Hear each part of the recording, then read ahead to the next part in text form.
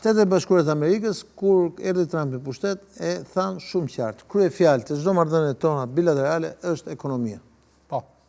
Madje në një dokument që ne kemi lexuar këtu, kur presidenti Trump i ka shkruar presidentes Kosovës Zonës Osmani, në një nga paragrafet që përmend është pikërisht bashkëpunimi ekonomik.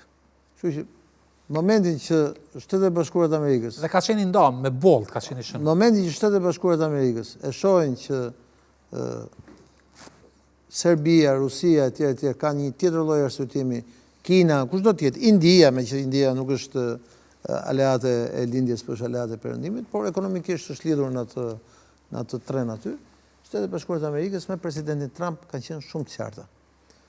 Do një lidhje politike? Po, por çdo lidhje politike shoqërohet dhe me lidhje ekonomike. Qartë. Kulla, ne mbyllim, kalojmë pak, është një ngjarje e ditës dhe patjetër ne që duhet ta diskutojmë. Besoj që regjia na japin foton e presidentes Vjosa Osmani sot ndodhet në Riyadh në një forum ekonomik. Po është dhe kryeministri i Shqipërisë. Kjo për shembull është një foto e cila duhet ishte bërë disa vite më përpara.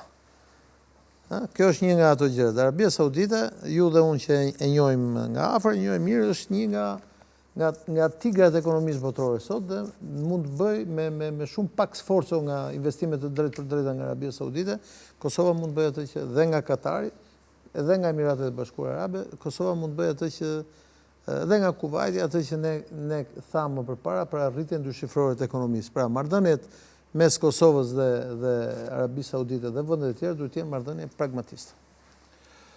Ndërkohë ka marrëdhënie shumë të mira mes shërbimeve informative të Arabisë Saudite dhe të Kosovës.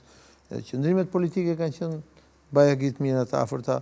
Arabia Saudite është një nga vendet që kanë njohur bashkë me pjesën tjetër të botës arabe, një pjesë tjetër të botës arabe Kosovën, por gjërat nuk duhet ngelin aty, duhet përkthehen në ekonomi edhe në këtu. Aq më tepër që kemi të bëjmë për shkak me Arabinë Saudite, që është një nga partnerët kryesor të SBA-s dhe të Evropës në ekonomi.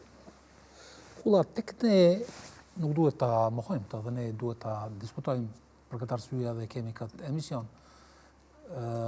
Nuk na ka munguar asnjëherë guximi që ta bëjmë. Ekziston një paragjykim i madh për këto vende, apo ka ekzistuar një paragjykim shumë i madh, jo qoftë edhe tek elitat politike, por edhe tek një numër i madh i opinionit publik shqiptar, në Kosovë dhe në Shqipëri. Që? Për ato se çka përfaqësojnë në këto vende. Shiko, unë nuk dua të fyej asnjë, po është fakt, Kulla. Po fakt për çfarë?